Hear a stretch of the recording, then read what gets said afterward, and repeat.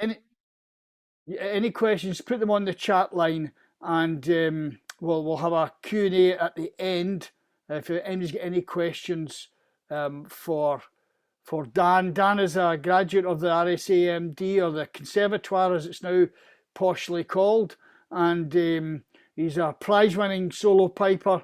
He's won the World Pipe Band Championships with Shotts and Dykehead. He's a thrusting young piper, one of the new generation of players who's determined to make his mark, and I'm sure he will. He's also an author, and he's brought out his own book fairly recently called Piobaireachd is for Everyone. And Dan's tunes tonight, he's going to look at the King's Taxes and MacDougall's Gathering. So if you want to get the Piobaireachd Book 5 ready for that, so you can try and trip him up, then that would be the thing to do. So without further ado, over to you, Dan, and we'll look forward to your talk. Hello, good evening. Just a quick bit of housekeeping. Robert, could I ask, could you make it okay for me to share my screen? I'm going to do a few slides. Yeah, absolutely right. Just let me get that organised. So I make you a co-host, I think, in that case, Dan. Is that right? Yeah. Make co-host. Right, there we go. That's you co-hosting now. Smashing. I'm just going to check if you can hear the audio from my end. Otherwise, this is going to be a lot shorter than I thought it was going to be. So I'll just hit this now. Okay. Yep. Okay, better put that back to the start because it's quite important. Okay. Yeah, so I'll kind of crack on. Share screen. Really share the right thing first, Dan. That'll be good. Okay. If only I could remember what the right thing was. There we go, right. And, with some jiggery pokery here, I should be able to hit this button and begin the slideshow proper. Hello and good evening. Yes, my name is Dan Nevans, for better or worse. I am several things. I am a full-time member of staff at the National Piping Centre. I teach lecture music theory for the HNC, HND in piping.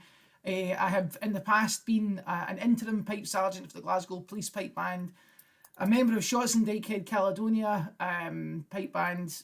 I've recently rejoined that pipe band. We'll see how long that lasts. And yeah, I spent my pandemic writing a book. Although I'm going to just chill the book for a couple of slides first, right? Let's get it out the way so that we're not thinking about it afterwards, right? Because I'm sure you'll have questions and perhaps some statements for me after that. So tonight's lecture is musicology and performance. Okay, so the reason that I've picked these terminologies, I suppose, is it kind of ties in with what I wrote the book about. The book I've written is not a guide in how to play Piobaireachd. It's more a kind of walk around the world around Piobaireachd, rather than a description of how to play it. Maybe in 60 years' time I'll have set ideas. In fact, this whole lecture tonight is kind of about how I'm searching for the best way of doing things. And hopefully that this can be a transmittable series of procedures, or perhaps just gets you asking some questions. So we'll click on the right thing and then carry on. So the purpose of the book I wrote was to answer questions about Culmore in its historical, social and cultural context, and to provide an opportunity for anyone and everyone to understand and appreciate Piobaireachd. Why? Because God knows it's pretty indecipherable if you don't already play it. And certainly in my tuition as a child, I had great tutors growing up. Logan Tannock, Bob McPhee, Donald McPhee, all tried their damnedest to get me to play Piobaireachd, and I just couldn't crack it. For me, as a player, context was really, really important. So that's kind of where I came to on that front. The content, I'll just read the blurb here. Piobaireachd is for everyone, seeks to provide a narrative to the social, historical, cultural factors that led to an evolution of Irish and Scandinavian song styles to phrase-based theme and variation music on the bagpipe. It's not the most rock and roll description ever of anything, but it is true. That is what I've sought to do. The content, the research of the content is kind of what brought me round to this lecture tonight. The Piobaireachd Society, in its existence for nearly 120 years, I suppose, if we consider that, John Campbell of Kilberry's beginnings of the Piobaireachd Society were at the Argyllshire Gathering in 1902, were 119 years in. The Piobaireachd Society's collection, resource, whatever you want to call it, is probably, in an ethnomusicological sense, the most important resource we have in studying not just Piobaireachd but piping in general, the culture of piping, as well as the music of Kilmore. So I'm very aware that I've got a lot of very long-winded things to play you, so I'll need to kind of bash on here. Musicology as a term is the scholarly analysis and research-based study of music. Now, that sounds very highfalutin, but the reason that I wanted to bring this term in, I feel like it's a term we as pipers tend to sort of shy away from academia at the best of times. But now, as we become far more professional in what we do, certainly far better researched, it's probably time that we start using the right term to describe what we do anyway. The dichotomy of piping. Every piper carries a tradition that has been passed to them, and they will fill in gaps in their understanding. Whether it's sitting on the band bus with somebody a bit older than you telling you, oh, aye, see back in the 80s it was a bit like this, or oh, so-and-so, there's Roderick Cannon. What was Roderick Cannon famous for? Researching Kilmore. A lot of players will find that, what would you call it, an oblique idea to research it. A lot of the times from the outside, these things seem set in stone. And of course, the performer. All these things that we research, all the learning that we do, not just in terms of G grace notes from D to F, but I'm just thinking of that as a very difficult early movement. I'm sure we're all acquainted with it. But it is to enhance our performance. So when I talk about musicology, that is really what I'm talking about. Okay, we find out how to play the tune, then we find out more about how the tune is structured. We research the nature of where the tune came from, and that should influence how we play the tunes. Should influence, I should say. So let's talk a bit about how we learn Piobaireachd. So I know you're probably sitting there going, this is all great, Dan, except I already know this. What I'm trying to do just now is set out a platform where we can all go, these are all things we agree. Well, and if you don't agree, stick it in the chat and I'll tell you why you're wrong. I'm only kidding, right? There's no right or wrong here anyway. But this kind of last slide of this section is basically to say, look, this is the nature of our world as it stands. Learning Piobaireachd, right? Some would argue it's the hardest part. Certainly as a student, early on in my Piobaireachd playing, maybe 15, 20 years ago, learning Piobaireachd was a nightmare. I would have rather pulled my fingernails out with needle nose pliers than learned another Piobaireachd. And to quote Logan Tannock, God bless him, the first Piobaireachd always the hardest one to learn, and it's a term that I, as a teacher, will often, with a song in my heart, tell pupils, the first one you learn is the hardest. After that, it gets easier. So learning Piobaireachd, the nature of it. Kilmore is traditionally passed from master to pupil via song and written notation. A pupil is expected to represent the musical style of their tutor with only a little alteration for personal taste. It is up to the performer not to copy, but to make informed choices about the music they play. Now, that last statement, for some people, might seem inflammatory. Now, I want to just kind of add a wee thing onto that, okay? If the performer doesn't understand what they're doing, why what they're doing is right, then they will fail to pass it on correctly to the next generation. Fact. You can look at that in any field of anything. If somebody happens to be naturally dead good at what they're doing, but cannot commentate, cannot, what's the word I'm looking for? Communicate. Ironically enough, I couldn't find the word communicate. What it is they're doing that's right, then they're going to struggle to pass that on.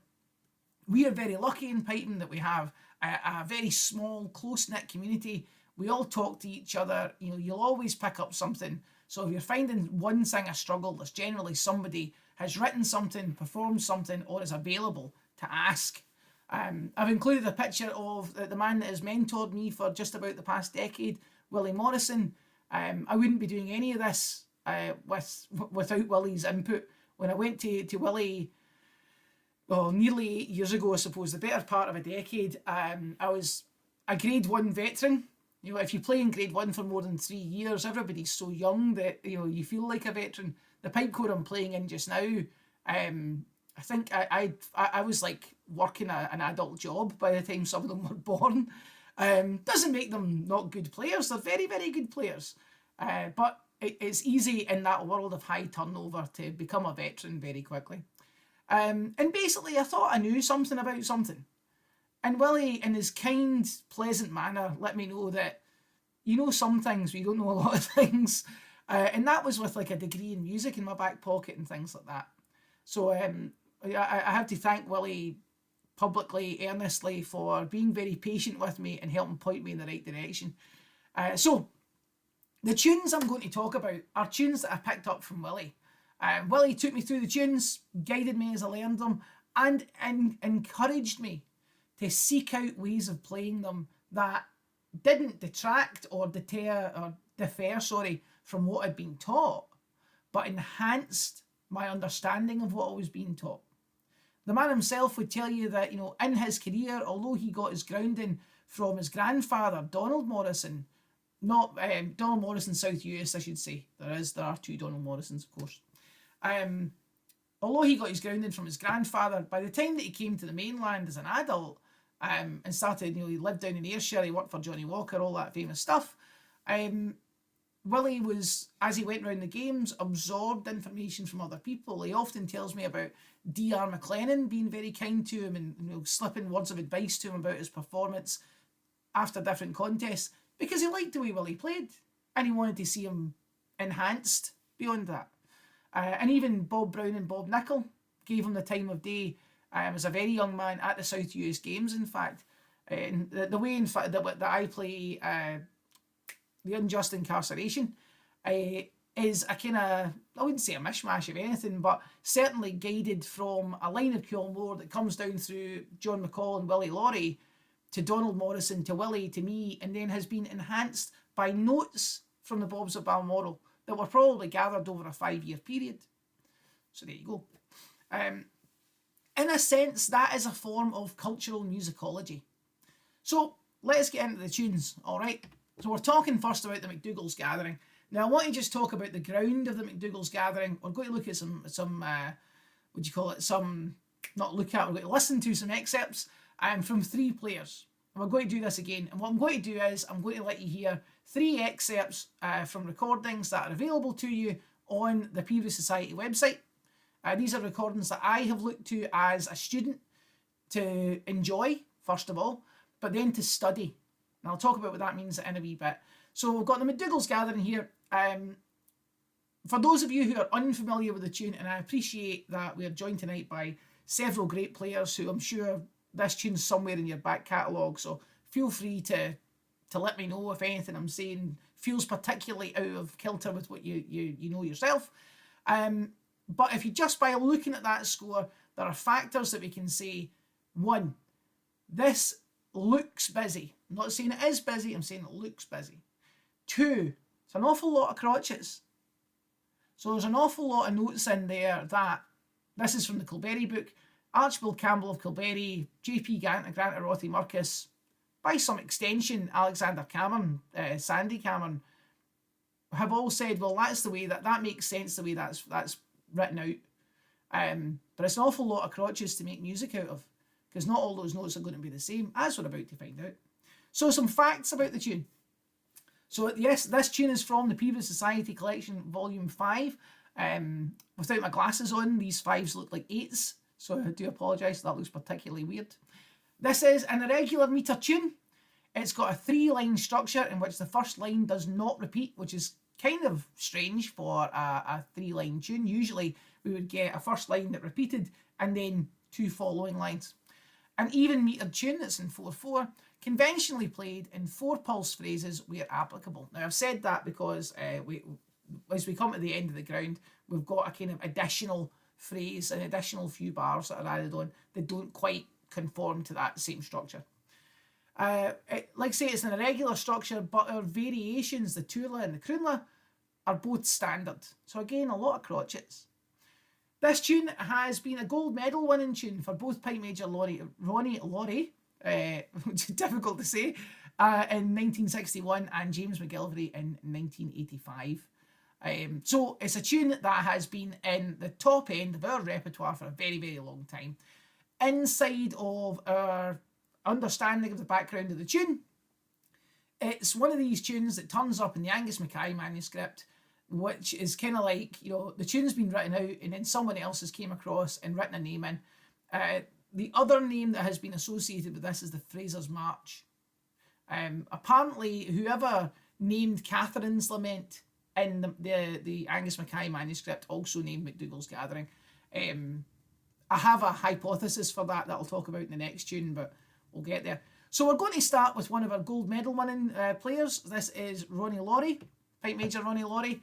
6'5", all that sort of stuff, gigantic. My father always says that whenever he was a wee boy, when he was maybe 5 or 6 years old, he was able to, standing up straight, run underneath Ronnie's legs, like under the bottom of his kilt, without like his head touching the bottom of the hair spurn or anything like that.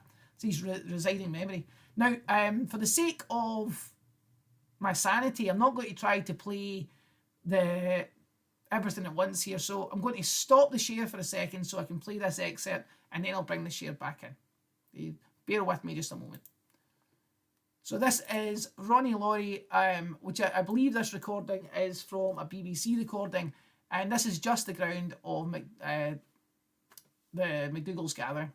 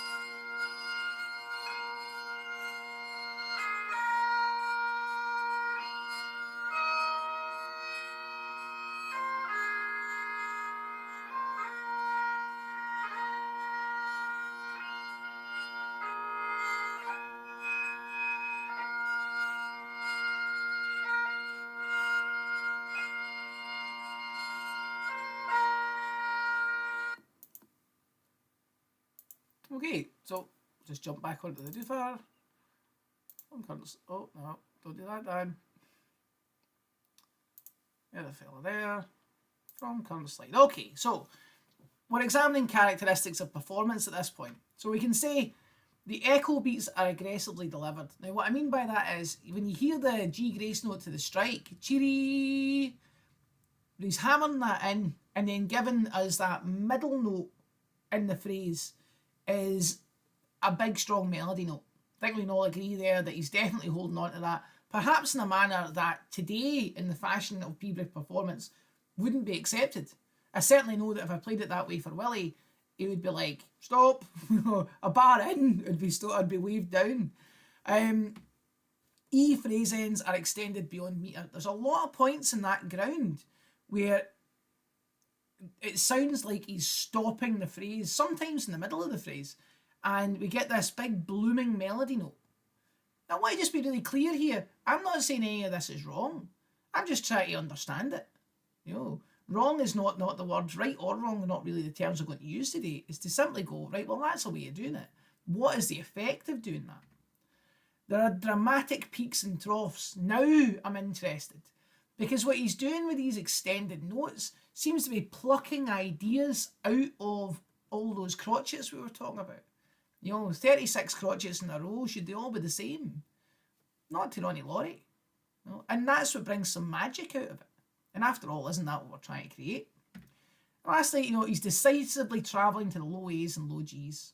Okay, there's a lot of those bottom hand notes that he's really firing down to. Not so much that you can't hear the passing note or anything like that, but enough that we can all say, right, he's definitely highlighting hyo in, im in, giving us that sound that says this is a decisive note, this is a big factor in this melody line. So that's one way of playing it. We're going to have a listen to Pipe Major Bill Livingston. I believe that Bill won prizes with this tune at the Glenfiddich, but I say I believe, I'm sure I read that somewhere. I'll just do the same, I'll come out the share, I'll play the tune, I'll bring the share back in. So, where are we? There it is.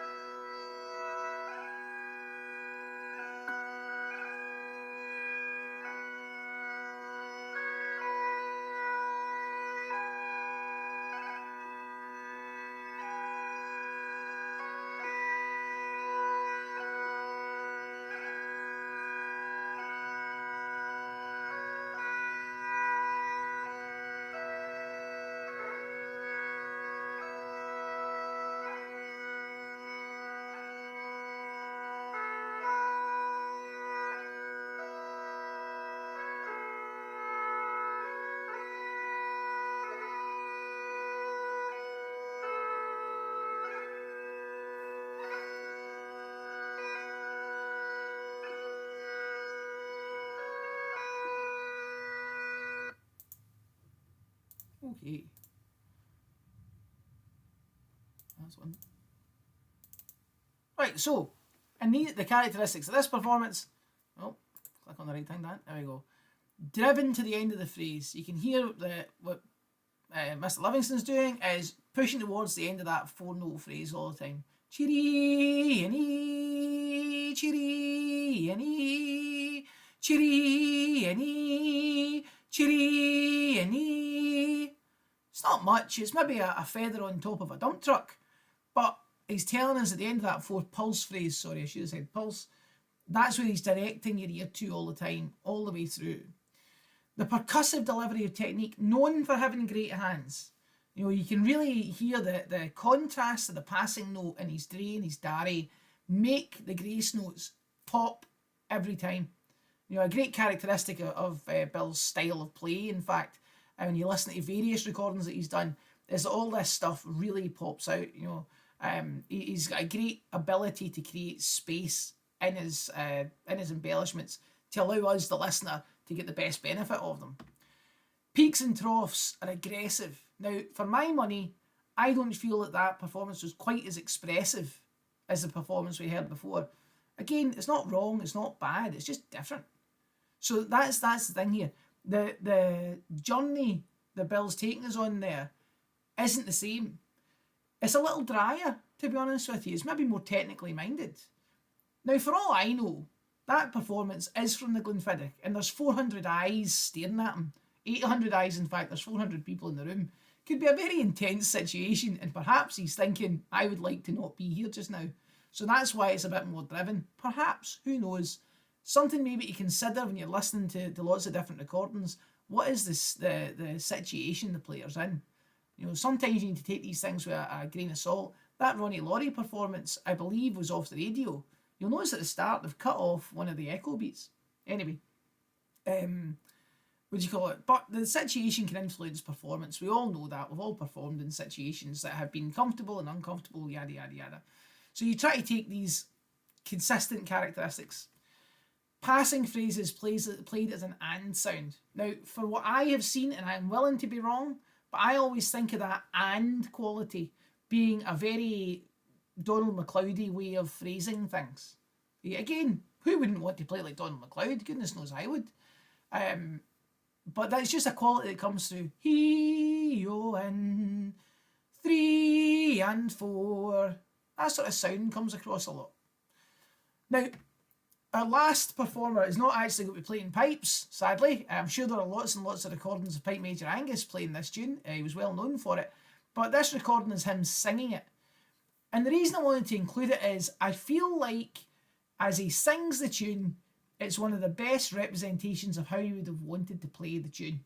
The barrier of the bagpipe between his artistic ideal of how it should be played and the audience is gone. So as we listen to this recording, I'm sure some of you have listened to it 100,000 times. I'd like you to think about that. You know, the way that he uses the 3D dimension of being able to get louder and quieter as he sings impacts the nature of how the tune comes across.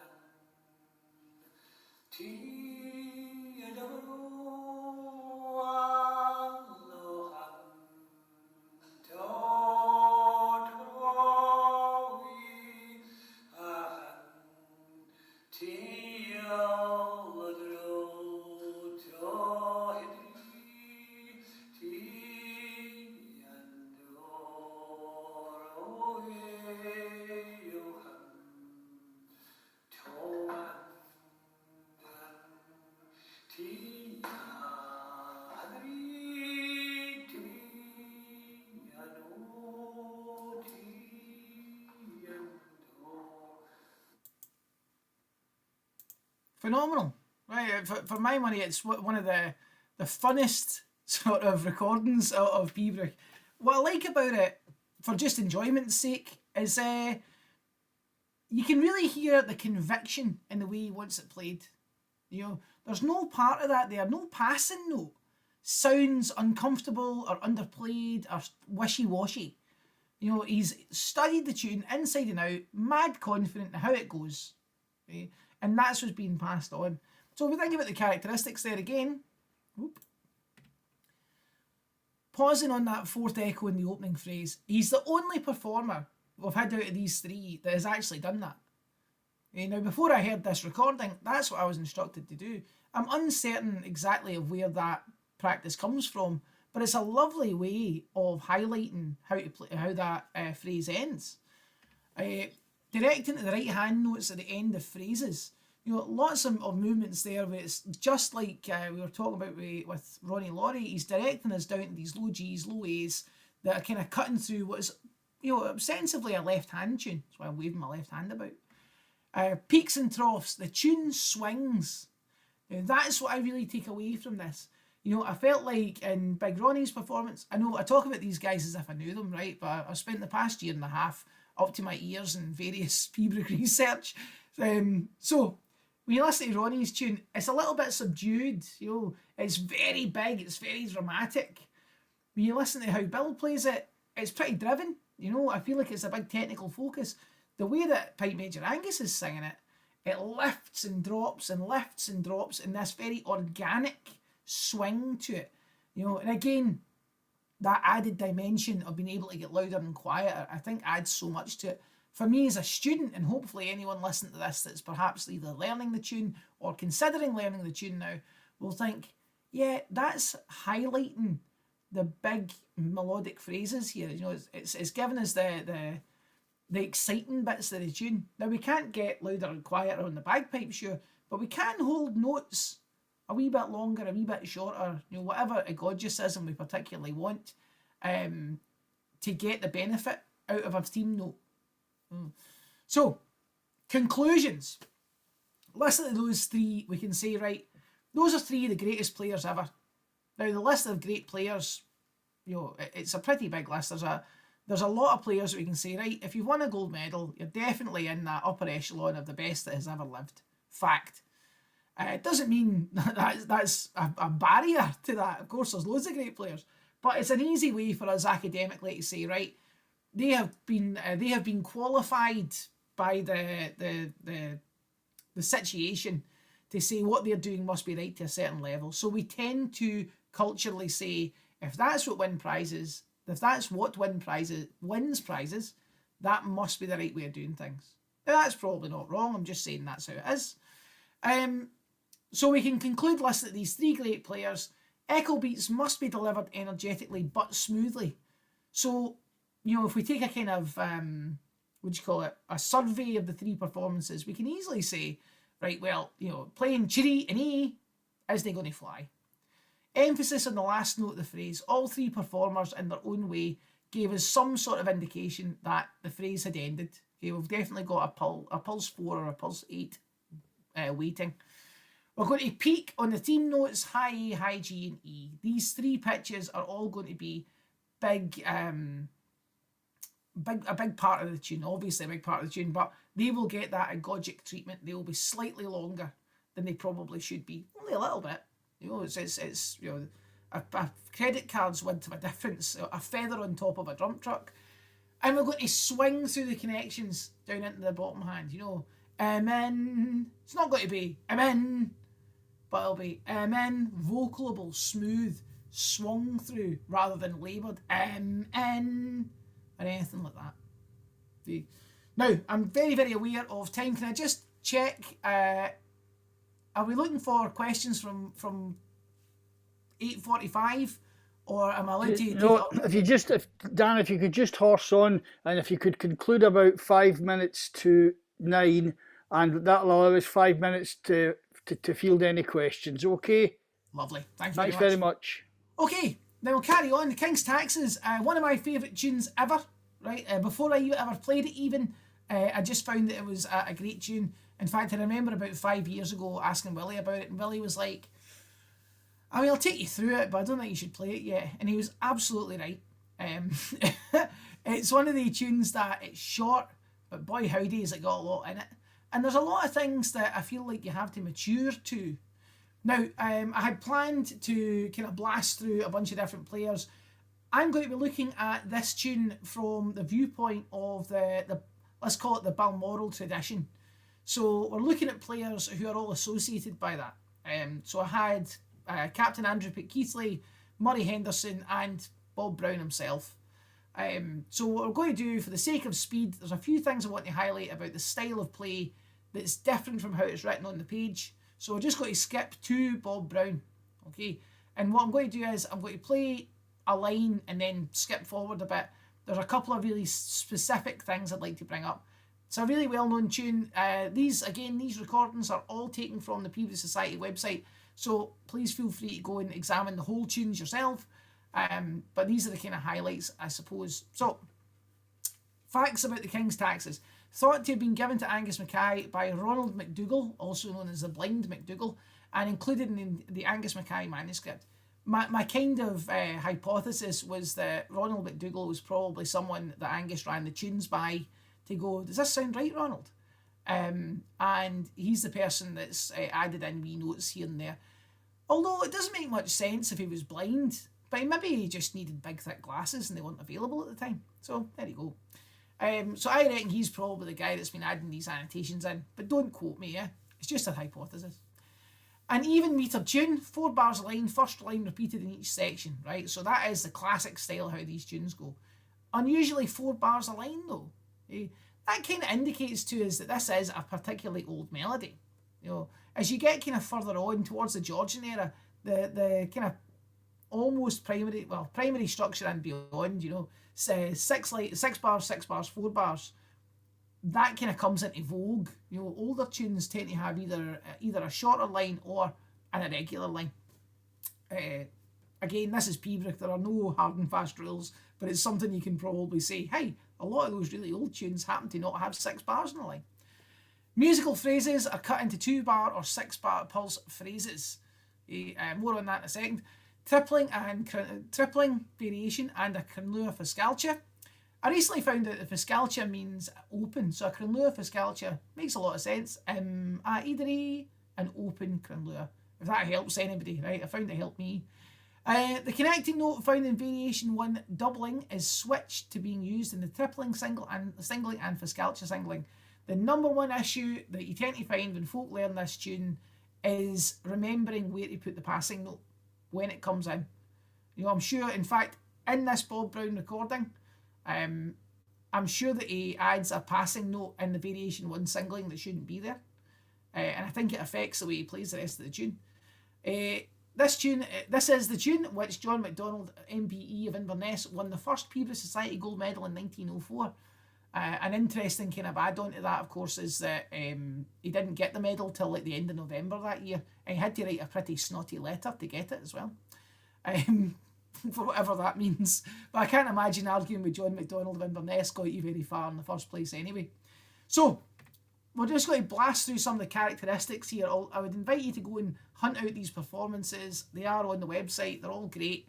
Andrew Keithley's performance, I think, is like... It's like a kind of encyclopedic way of playing this. You know, it's so Balmoral tradition. It's bang on exactly what's in like Pipe Major James McIntosh's Balmoral tradition Pembroke book. You know, you can line it up perfectly. So it's brisk. He's not taking any prisoners here, right? It's up there in tempo. Intense echo beats. Chiri and ni chara and tra. Really going for it. All the bow movements. Whim, he, yo, whim. That sort of movement. Whipping through that low G grace note. It's not disappearing. It's not crushed. But it's as short as you can get it. He's trying to get us to where we've got to go all the time. The expression of the B's, the D's, the E's, and the high G's are all just that, again, a feather on top of a dump truck. The low A passing notes are thickened. Okay, so what I mean by that is in the second bar, hin, to, dri, all those sort of phrases, the low A, there are different ways of playing it where you find that you know, that, sorry, that's not the right phrase, what I'm on about. He im o in, he im o tra, he in o in, hin to, that wee low A before the B there. You know, it's just a little sort of fattened all the way through the ground in the first variation, singling and doubling. And it gives this great sense of intensity. You know, you feel like something's about to go wrong, but it never does. You're in safe hands. And that's the mark of, you know, a great performer. So, Murray Henderson taught by James McIntosh. And I feel like this is like in the style of that Balmoral tradition, but it's taken to like the highest highs. It's a phenomenal performance. I believe this is from the Silver Chanter in 1981. Soft flowing transitions. It's a very mature performance. He's a little bit back in tempo from what you would have heard Pete Keithley doing, but it's not slow. Floral delivery of heavy technique. Anything with a low G in it, Murray uses to this incredible definition. So you're left with this sort of feeling that like it cuts through the music. It's got impact, it's got worth. Nothing he does is just done to get it ticked off the list. Achieved all technique. All technique provides something. Contrasting passing notes, open and closed. So some passing notes are a bit open, some passing notes are a bit closed. It increases the intensity. That feeling that something could go wrong but it doesn't. Well, that's why you go and watch all the Marvel movies, isn't it? You know at the end of it the good guys are going to win. But it's the jeopardy all the way through that keeps you listening, or keeps you watching. Listening in our case. Slight pauses in the last note of the tripling. Now, this is something you'll hear in the Bob Brown version performance. He's playing like hin din dim, ah. I'm actually probably over exaggerating it there in my singing of it. Now, I was taught to play it hin din ah, play to the melody note. And it's the way I do it in the recording of myself there. Oh, that's what I forgot to do. I didn't play my recording. Don't worry about it. We'll come back around. Yeah, it's just this wee slight pulsing. Again, feather on top of a dump truck. The slightest wee bit of a pause before the melody note. But it gives so much. It creates space. And then the tempo of variations providing a tension and release effect. He brings it back, he brings it forward, he brings it back, he brings it forward. Okay, it's a roller coaster effect. You go up, down, climb up again, down again. At no point does it feel out of control. At no point does it feel like he's not doing anything intentionally. And again, that kind of like planned jeopardy that comes in makes it interesting. Okay, let's have a wee listen. Like I say, I'm going to play a line of the ground, and just because we're pushed for time, I'll skip through to a couple of bits that I want you to hear. Okay. Where are you? There you are. The following.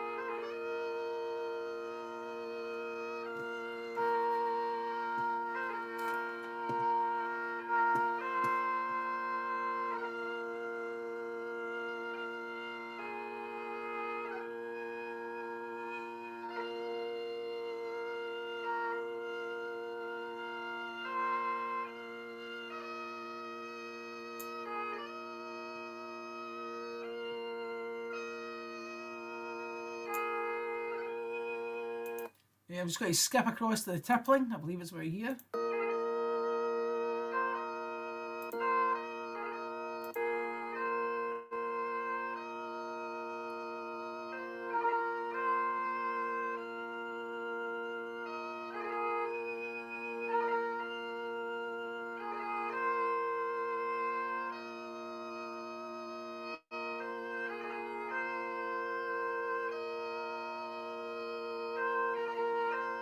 So I'm sure you can hear there what I mean about the way the tippling's played. I'm just going to jump to the Fiscalcia doubling. Maybe.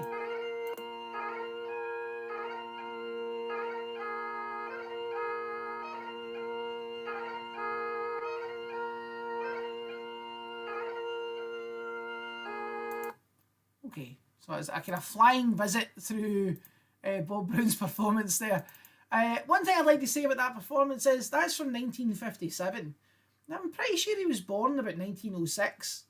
So, for remembering that generation, you know, when you're in your 50s at that point, a lot of folk would probably not be quite fit enough to play like that. So he must have been right on the money all the time with it. And also, it's from 1957, and listen to how stable his top hand is and how clear his bagpipe is all the way through. You know, it's worth remembering that people that went before us were very, very clever and used sheepskin, cane, and patience to get great sounds. So, on to the characteristics of performance. Stately tempo in the first half of the tune. You wouldn't say that was particularly quick what he was doing there. Certainly, if you listen to the Keithley performance, you'll hear how he's just a bit forward from that, and Bob Brown's kind of back stately, not slow, but definitely, I like to describe it as triumphant. The delivery is explosive. The technical work, you can hear where Murray's got that big floral right hand work from. And then that leaping through the dray, the cheddary up to the high G, the peaks and troughs of the tune are like manufactured. Again, there's no sense in this tune that he doesn't know what he's doing. You know, he's definitely planned, I'm going to play like that. And maybe, you know, 13 years of John MacDougall yelling at you will do that to you. But he definitely has made choices about what he's doing. The building up of tension in the singling and the release in the doubling. Again, you're taking on a journey all the way through. When you listen to that Fiscalcia doubling, what I quite liked there was, you know, we're going from like a ground to a tripling singling to a Fiscalcia doubling, and listen to the tempo changes. You know, he's giving it the biggin all the way through the end of that. But it doesn't sound like he's out of control. I feel like I'm saying that over and over and over again. But I do feel like, you know, that planned excitement, that preparation to deliver not just the technical work, but the melody in a manner that lifts the whole tune, lifts the experience of the audience, is something that you know, as a player, sometimes you get wrapped up in trying not to do anything wrong. And I think all the performers we've heard so far, and I say that because I'm going to let you hear me playing it in a second, have come away from that. They're not worried about doing something wrong. They're only concentrating on doing something right. So that's where the planning comes in. Slight pauses in the tippling, singling, and doubling. Now, for the way I was taught these tunes, you were always taught to go to the melody note, and I feel like that is the fashion we have today. The separation of the tripling and the melody note, it's not unpleasant. It's nice enough, in it. There's nothing wrong with it. If you want to play it that way, you can play it that way. Obviously, you can play it that way. Who's got to stop you? But you know, we end up making a lot of choices about like, well, that's what's in vogue today. And I actually wonder sometimes, you know, if you jumped in a time machine and brought back, I don't know, John MacDougall Gillis and got him to listen to the Piobaireachd at the Cowell Games or something, what you would have to say about it, you know. I mean, really, what would they have to say about it? But fashions change. I think a lot of time in Piobaireachd we assume that it's crystallised, that it's one thing and it's been that way forever. Some things have retained, but we fashions, you know, the oil tanker moves a couple of degrees every generation. It never goes off its course, but it moves a little. Anyway, intense high tempo delivery of Fiscalcia doubling. Now, for all the recordings of this tune that you hear, I feel like that's the one.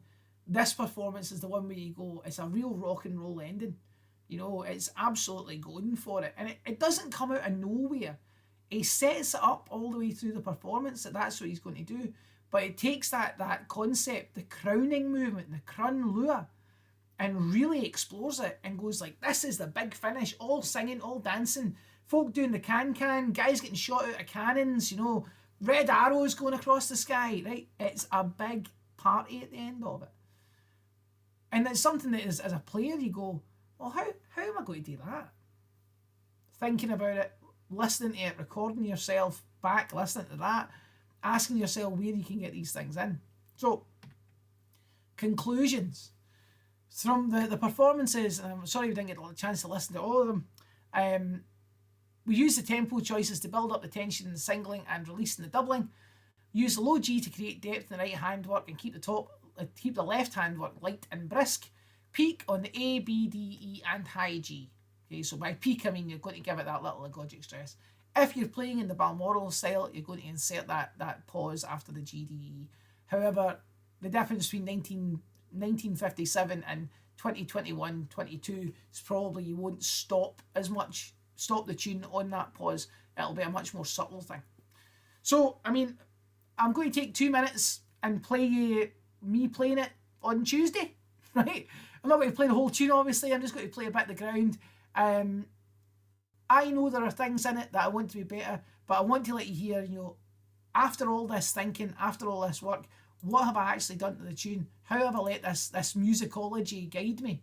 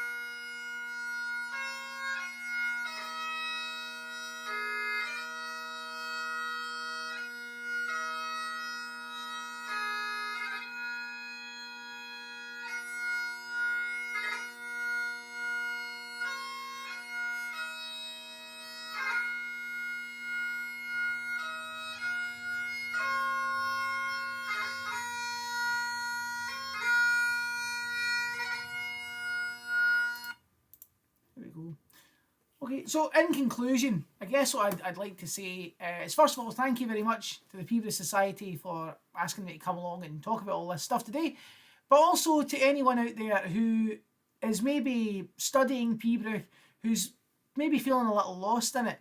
Remember that the Piobaireachd Society resource isn't just there to catalogue great players of yesteryear or to give us aspects from different players. It's for you to study and say, I like this or I don't like this. And then let that influence your musicianship. Of course, if you're playing Piobaireachd, somebody's guiding you through this. But I'll leave you with a quote from Pipe Major Donald MacLeod.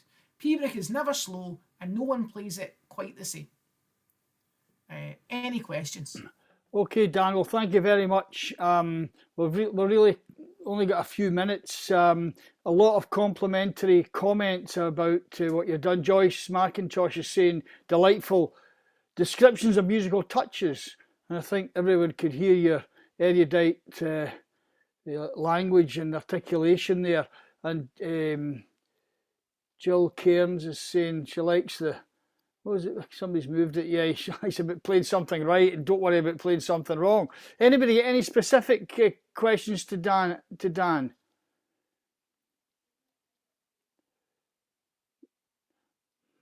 No. Well, okay. Thanks very much then, folks. Thanks to everyone who attended. There's a lot of food for thought there, and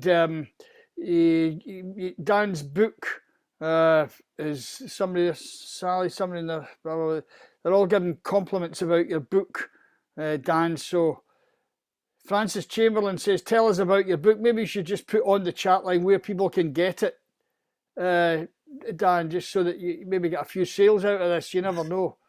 Yeah, so the book's available from a couple of different places. What I would say is, I'll just put in the website. So it's available from my own website, dnpiping.com. You can get it from the National Piping Centre as well if you want to walk in. What I would say is, last week, a bunch of countries across the globe decided they weren't accepting books through the post. So I would ask you to check out if you're on that list. I put a video out on Instagram and Facebook and all the other internet nightmares. Just explaining, there's a list of countries on that post. If you're in those countries, my apologies to you. But I would say the audio book is halfway done. I'll have it done by the end of the year. And the ebook, I'm actually waiting on it coming through tonight. I should see a version of the ebook tonight. So hopefully that'll be kind of sorted out. I saw a question come in there, the fastest player and the slowest player.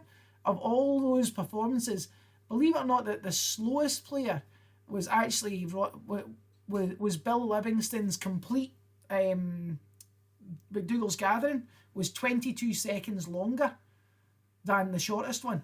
And that's the sort of thing. When it comes to I was pleased to see actually my own King's Taxes was 16 seconds shorter than the longest one, which was Murray Henderson's one.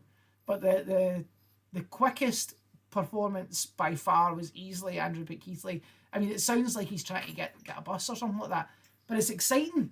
There's nothing wrong with it. It just feels like he's going for it. Yeah. Okay, folks, that's us right out of time. All I can say to Dan is he's clearly spent an awful long time in preparing this, and it's so heartening to see a younger member of the society being prepared to put himself forward and to make such a fine job of it. The future of Piobaireachd in good hands when we have people like Dan who are prepared to spend their time studying, thinking about the music, and aren't just content to go along and learn a few tunes and pick up some prizes.